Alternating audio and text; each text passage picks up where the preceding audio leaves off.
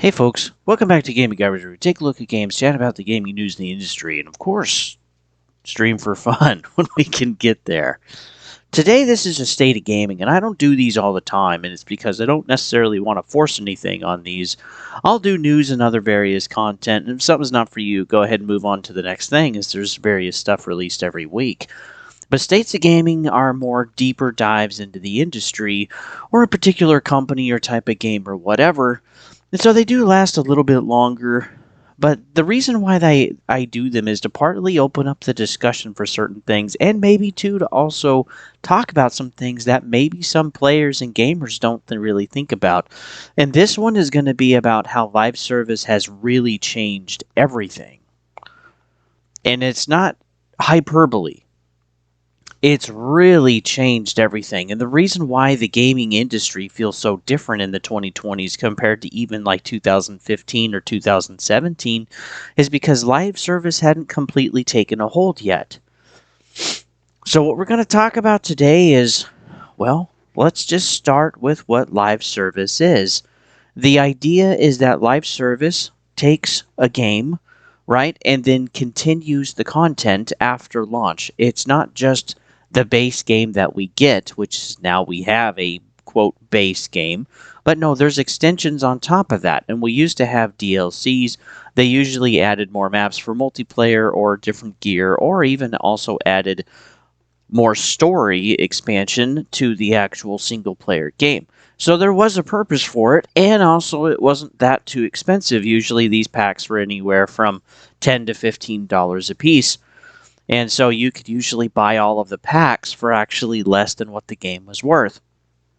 So it was okay. And if you didn't want to buy it, that was okay. You still had the base game and everything else.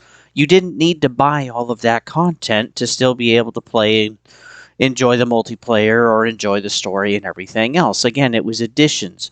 It was more of an afterthought than anything else.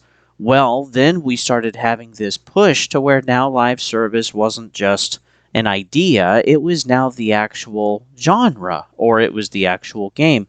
And it always pushed toward multiplayer because then they could sell you more stuff. Now we went from expansions down to pretty much the cosmetic side of things that we recognize today, and now it's gotten so bad that the cosmetics are even half of the cost, or even the full amount of the cost, or sometimes even more than what the game was actually for MSRP at launch. It costs more than the whole game, which is crazy. And then we don't even get really a lot of the story expansions anymore. It's really just the cosmetics and the packs, which in a lot of cases get discontinued, or they get changed or altered because, again, they're unfair or they're taken advantage of in the gaming space, especially multiplayer, or they get toned down or removed entirely, or in two, they a lot of times they don't transfer over to the next iteration of the series. So then when the next game comes out, you have to basically buy and regrind everything all over again.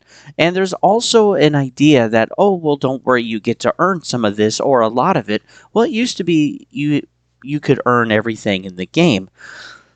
Well, and now they've paywalled some stuff behind to where you have to pay for it. And of course, the paywalled stuff looks a lot better and has a lot more effort put into it than, of course, the free stuff. And then, I would say, too, the reason why things have changed and shifted so much is because companies found out, ultimately through greed, the corporate side of things, especially in the AAA space, is that, well, they could ultimately make a lot more money. When we take a look at how much money they could actually make in sales of a video game, okay, it was X amount. But when we look about how much they could actually make in revenue on cosmetics, oh my word, it was like sometimes double or even triple the amount of money that they could actually make. And this started occurring on an annual basis. When we take a look at even Rainbow Six Siege, that game has made over $1.1 billion for the company. which is crazy. And then again, live service is so successful that a lot of these companies work on actually making the focus the live service. It's no longer about the game, but it's about the store. It's what they can sell you. We see all of the ads all of the time on our storefronts, or even too just on our dashboards when we start up our PCs and our consoles. And then too, we also see continued ads throughout the game in the main menu and the loading screens, and I mean all of this stuff. We just see it all of the time. We're constantly inundated with just buy more stuff. We also see it when we're playing in the game, and we see people usually in the kill cams also have other skins and stuff. And so there is just this constant push, kind of subvertly, but it is all intentional to try to get you to just pay more. Now, this used to be that, okay, it was kind of seen as like a mobile game tactic back in the day, back in the 2010s, or maybe even some of the 2000s. But again, we got smartphones. Basically everybody has internet. Everyone has data plans. Well, and this kind of laid the groundwork for mobile games, which again made sense because a lot of these were free-to-play models where you didn't pay anything for the game. You could just log into the game, and well, the company has to make money somehow. So then you had these quote microtransactions that were anywhere from like $1 or maybe $5 or something like that. And we first got to see this really with Team Fortress 2 as like a mainstay game. They were so successful in selling their hats that they actually made the game free when it used to be paid. Now that was pretty successful, and they did make a lot of revenue from that, and Valve enjoyed that. And now they also have Counter-Strike Go, which again is another free-to-play game. But again, the whole thing is about working toward the skins and the cosmetics and basically reselling those within a market, and then Valve gets a cut every time that transaction happens between players. So they can make a ton of money from that as well. Well, we started moving now toward mobile games to where kind of like we started seeing more and more of the free to play model in some actual games on console and PC. And then we started shifting more toward the DLCs and more cosmetics and pre-order bonuses, which people don't even really talk about anymore. Now what I like seeing is that some pre-order bonuses are actually a discount, like a 10% off discount or 20% discount, like with Expedition 33. That was great. But we've seen more and more of this push through toward gambling mechanics. Like a big one that maybe a lot of us remember is Star Wars Battlefront 2 that EA made. And that was made from the creators of Battlefield, which that was a pretty good game. There were a lot of people that were interested in that, but it never really took off because of the loot box system, which they ended up getting rid of, and even was going to be outlawed in several countries, and there is still work on some of that today. And so now instead of using loot boxes, now we're just shifting towards something else. Or even moving toward like the cloud sword that you could get in Overwatch by completing multiple challenges and grinding for stuff. And ultimately, yeah, it basically cost you really $100 because the chances of you earning all of that within the time framed event that they had was extremely minimal. So, yeah, here you're going to pay for basically 5 pieces to ultimately get the sword to basically be a powerhouse in the game. And so we started seeing more and more of these issues where it wasn't just the live service aspects of mobile games or even free-to-play models. We were now pushing toward into kind of like the AA and AAA space. And if you don't know what that means, that's totally okay. I'll try to find another video that I'll have at my end screen that explains it all. And we're even getting to the point where now we're at the quadruple A game, which is wild. But anyway, let's continue. So these games started becoming more and more often. Well, when we had Rainbow Six Siege, that was 2015. 2016 was Overwatch, which was introduced to us, which you actually had to pay for, which is kind of wild. And then we also had Fortnite, which was 2017, and then 2018, if I remember correctly, would have been like Warzone, or back then Black Cell. That was actually the first one. And also Black Ops 4. So by the time we had 2019, there was a lot of companies that were actually moving this way, and it really exploded in the 2020s.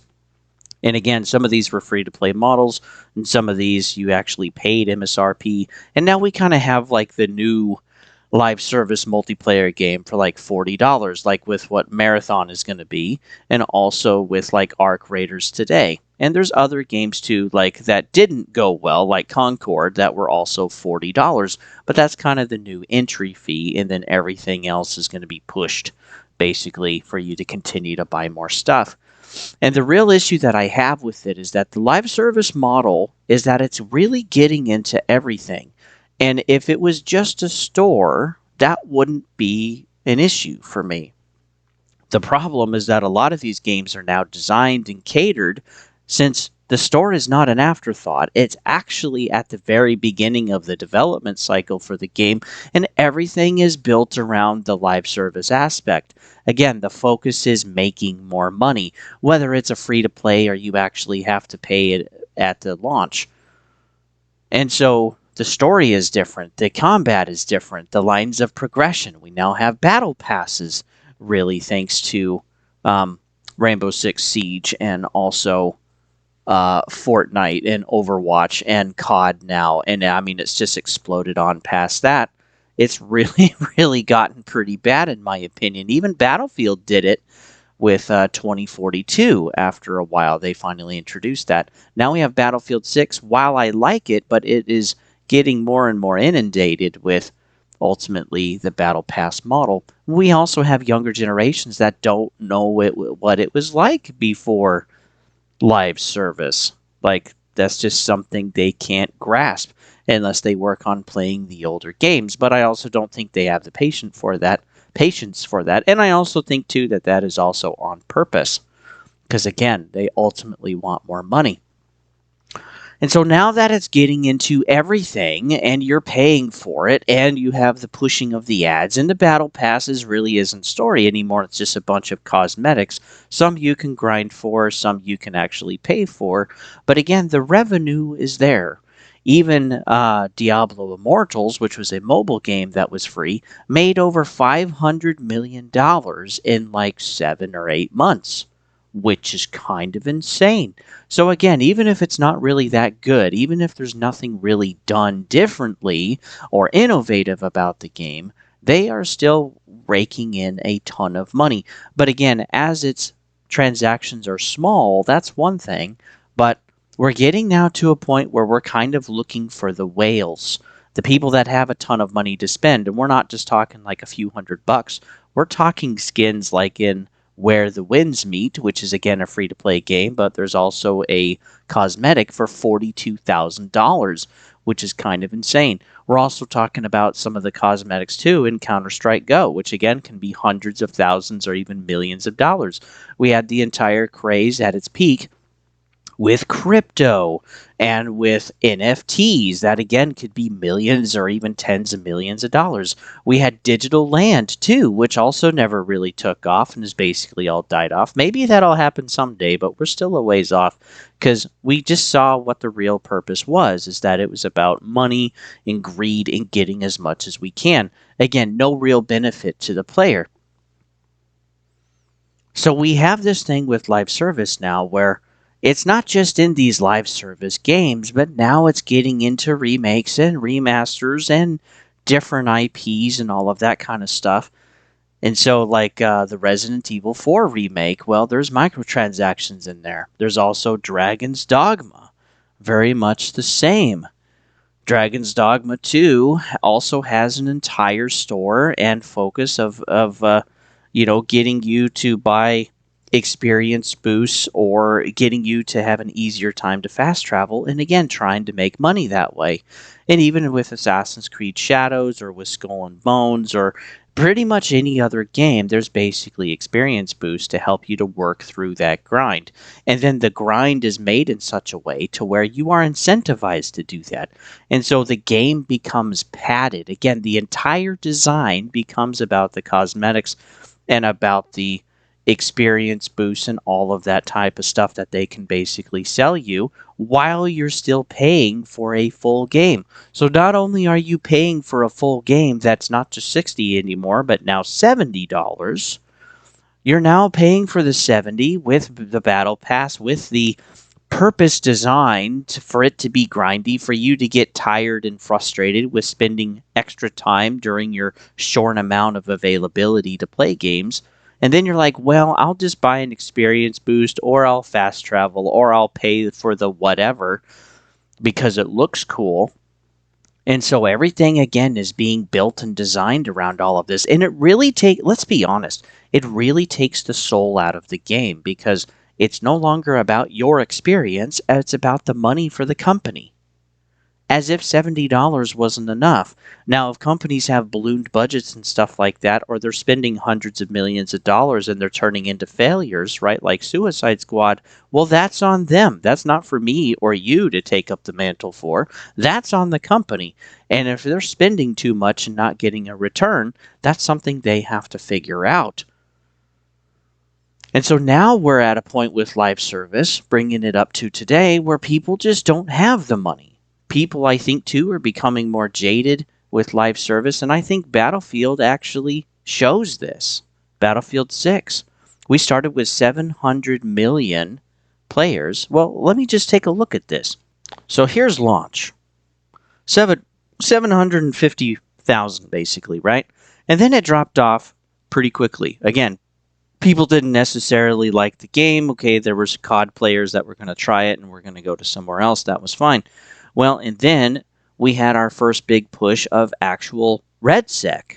This is when RedSec released, and again, it stayed pretty well, and then it started tapering back off again, and now this is where we are.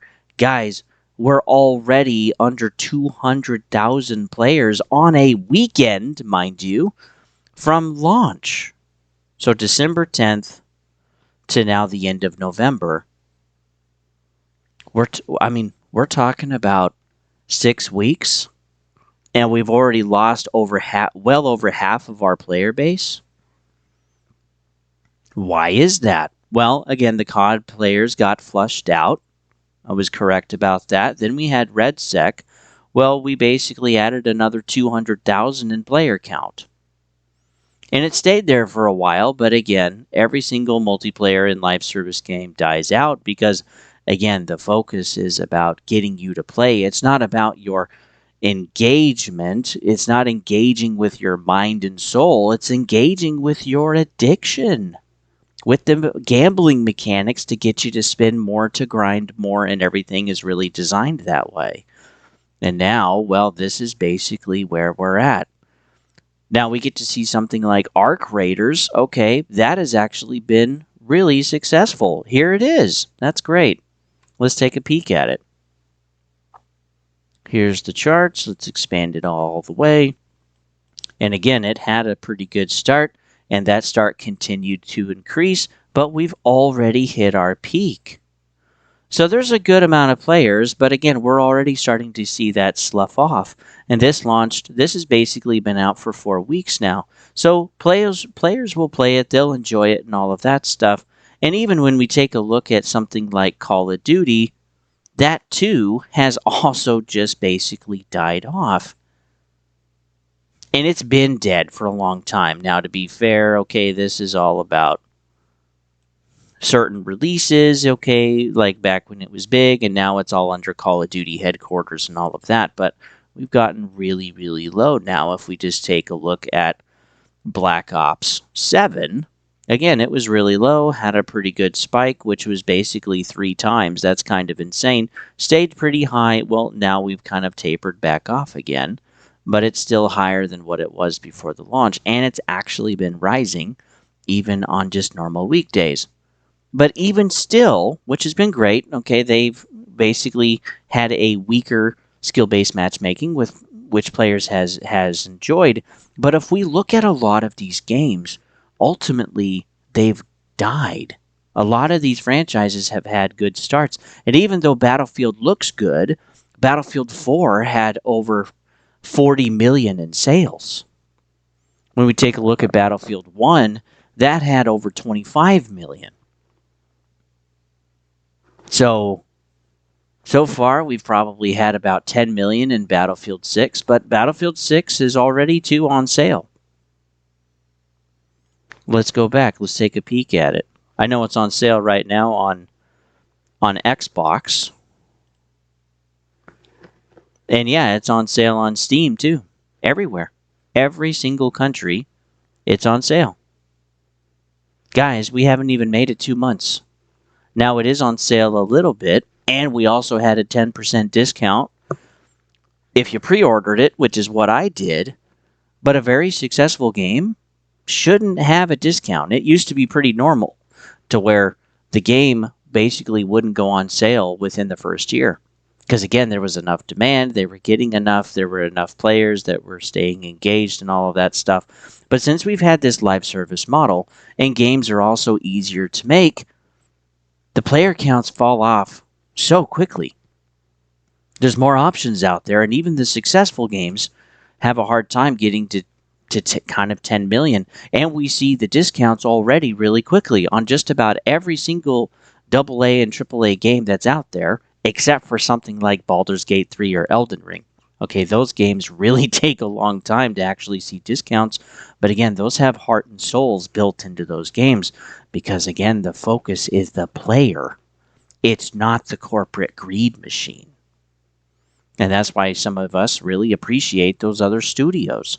But we've seen Dragon Age the Veilguard, we've seen Suicide Squad, we've seen COD, we've seen Overwatch, we've seen Battlefield, we've seen tons of other IPs. Name your Ubisoft game, for Pete's sakes. Everything has shifted toward this live service model. And while, yes, you don't have to engage with it, the game design is changed to accommodate for the live service model. Whether it's buying XP boosts, whether it's buying cosmetics, whether it's whatever, but none of that really enriches the game. It just visually gives you something, or it can make you feel better about yourself. But again, it's not an enrichment of your experience, it's to make you feel better. Whether you're saving time or wearing something cool that literally no one else cares about at all. But that's what live service has become, and it's working through every single game, whether it's something, again, from Resident Evil or all the way up the scale to Call of Duty and Battlefield. And pretty much now guaranteed, if it's a multiplayer game, it has a battle pass. We see that over and over and over again. And the real thing that I am curious about is now that all of these big studios, mid and big, have made the live service model basically to support their company, well, what happens when the live service model doesn't work anymore? What happens when players are basically done being deluded and misled into buying things they don't really want to buy or really care about? They just do it because other people are going to see them wear it or use it, which is extremely narcissistic.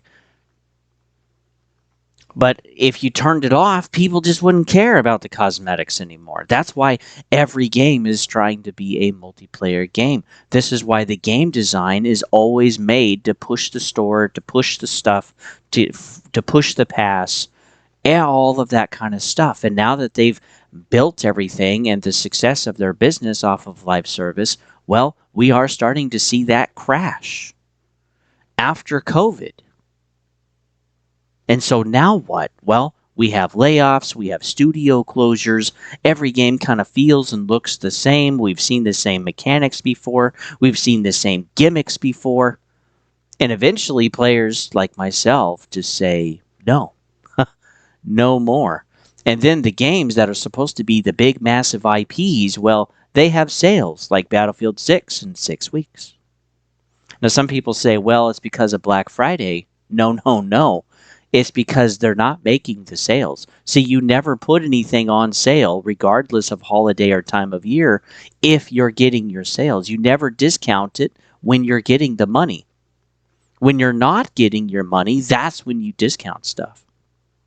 See, companies don't discount things because they're doing it out of the goodness of their heart. They're doing it because they need your money. I'm serious. You know the game that's not on sale? Black Ops 7. I know that's going to piss some people off, but hey, that's the reality that it is. But again, give it a little bit, it'll be on sale. I'm sure it will. Cold War was. Black Ops 6 was. Just give it a bit, it'll be on sale. But again, these big games, these big IPs, even some that we grew up with, they cannot maintain their sales. And two, I would say as well, something else to add, the live service model. These companies no longer go for Game of the Year, which was all about the sales and stuff. Well, now they're trying to use any type of gambling mechanic they can to give you the dopamine and endorphin hit to be like, ooh, I want to do that again. That felt good. Again, it's not about the experience that you're having. It's about how they can manipulate you to buy more stuff. This is what I never understand about sports games. But again, the gambling mechanics are really well done. We actually heard about this from a gambling addict, from Dexter, who's been on the channel before, talking about Football Club and how those mechanics of live service are all designed to just keep you to keep going. And see, I think there's people that are addicted that can't even really help it anymore. If you've ever tried to stop something that you love doing, boy, is it hard. And it's even worse when you're addicted. Again, you're addicted to the chemicals going off in your brain. And every AAA company and AA company, they know this. This is why they put that in there. This is why they changed the game design. This is why they add some of that stuff. So when there are studios that are like, hey, we're not going to put microtransactions, man, I love those companies. But I mean, the next Hogwarts Legacy game, I think, is going to have microtransactions in it or some kind of battle pass. That's also what they tried to do with Quidditch Champions, which just should have been an addition to Hogwarts Legacy. But again, they didn't want to do that. They wanted to try to sell you as much as they could. So the game flopped super quickly. It was hilarious. And then, too, we're also looking at some of the other games coming up, like Marathon. Okay, what is it really doing differently? Even from the second set of playtests that we're getting, it's just kind of meh. It's just kind of meh. Like, there's really nothing that's there. And even for Battlefield, most of the players have quit. They're not coming back. Because usually they would always come back on the weekend, or they would come back next week and play more. But again, we're not really seeing that. And again, for a game that's doing extremely well, we're not even at a 70% anymore on Steam. So the live service model has gotten into everything. And now that everything feels the same, well, this is what has kind of helped kill exclusivity. See, the whole thing of getting more money through live service has completely shifted the entire landscape now to where exclusives are not enough. Stories are not enough. For some companies it is, but for a lot of companies it's not, because now they need all of the money, not because they're greedy, but because they're trying to survive. When we take a look at their margins of how much net profit they're actually making, it's disgustingly low. It's actually really bad. Most of the companies can't get over 10% and stay there. And 10% isn't good. 10% is okay. You really need to be like 15 or 20%. But even Nintendo is kind of struggling with this, which is why they've added a Nintendo Switch online store and some other things to try to, again, get you to incentivize through kind of a live service-ish model. Even some of their games are basically live service. Even Nintendo couldn't stay away from it. And so now we're seeing this shift of just like, well, I can just wait for it to go on sale because I know it will, right? We all know that with Ubisoft games, but that's also happening to a lot of other IPs too. And now there's also so many different types of games out there. There's a lot of indie and AA games that are coming up that remind us that actually have soul built into those games for our experience that, hey, it's like, wow, these games are really, really good. And they're the reason why they've been nominated at the Game Awards. But to see COD nominated, we didn't even see that this year. Not even once. Again, because it's the live service model. Battlefield, we got to see it a little bit, but not as much as maybe people would think. But this is where we're at. So I do think the AAA crash is coming because, again, the live service is not enough. A lot of people are saying no. They're like, oh, this again. Oh, Well, I've already invested in another game. I'm just going to keep doing that, like Rocket League, Fortnite, Overwatch, Call of Duty. They're just going to continue to play those games. And Battlefield might actually break into the ice a little bit for a while, which is great. But again, if they mess up on another game like Battlefield 7, well, they're not going to be on top anymore. People have already invested in so many IPs that they're basically just going to play what they know and what they're good at. Because there's really no incentive to go over to a different game because it's not really that different.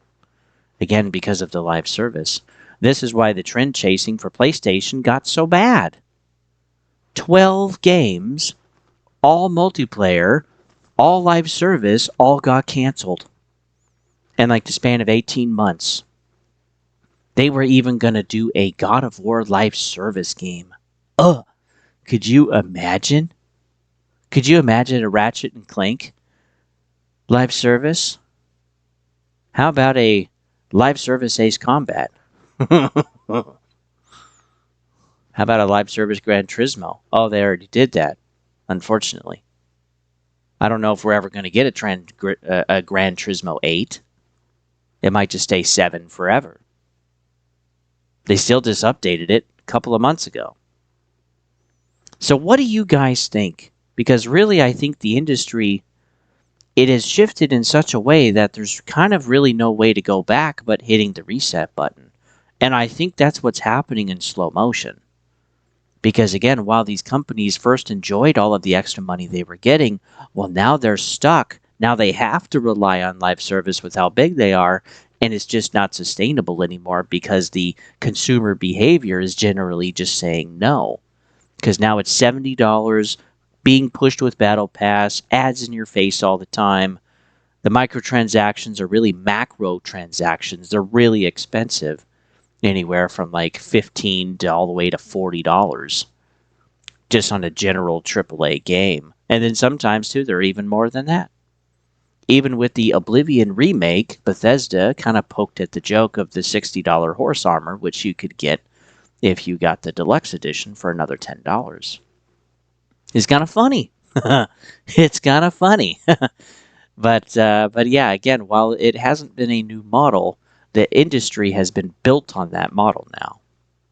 And so the reset button is going to be people rejecting the American AAA studios and European AAA studios and focusing on the studios that are actually providing experiences again, that are art forms, that have soul in them again, where the goal is not just to extract more money, and that's coming out of Asia.